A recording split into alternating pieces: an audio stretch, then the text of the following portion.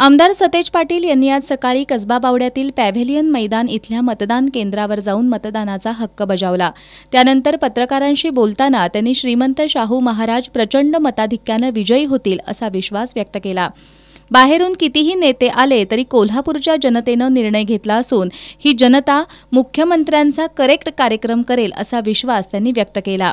ही लढाई मी पहिल्यापासून म्हणतोय, कोल्हापूरची जनता विरुद्ध महायुती आहे। कोल्हापूरचा पॅटर्न वेगळा आहे, कोल्हापुरातली अस्मिता वेगळी आहे। कोल्हापूरकर ठरवतात की काय करायचं, दिल्लीतून कोण येऊन दे, ठाण्यातून कोण येऊन दे, काय त्याचा परिणाम कोल्हापूरकरांच्यावर होत नाही, कारण की राजश्री शाहू महाराजांचं कर्तृत्व या कोल्हापूरकरांना माहीत आहे।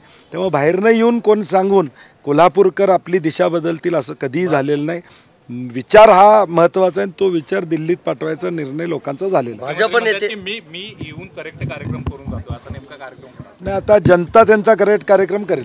भाजप नेते धनंजय माडिक म्हणतात मोदींचा प्रभाव आहे। मी त्यांना विचारलं 2014ला मोदींची लाट असताना ते निवडून आले होते, पण आता 24ला मोदींचा प्रभाव आहे असं म्हणतात ते। मोदींचा प्रभाव असता तर एवढं लोकसभा वाईज फिरावं लागलं नसतं। प्रभाव नाही म्हणून लोकसभा वाईज त्यांना पंतप्रधानांना देखील आज निवडणुकीला प्रचार त्या ठिकाणी घ्यावा लागतोय।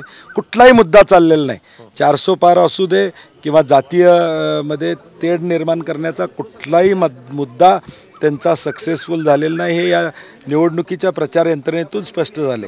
आणि इथं तर कोल्हापूर जिल्ह्यामध्ये भाजपच साधारणपणे नाराज आहे दोन्ही मतदारसंघामध्ये, याचा अनुभव आलेला आहे।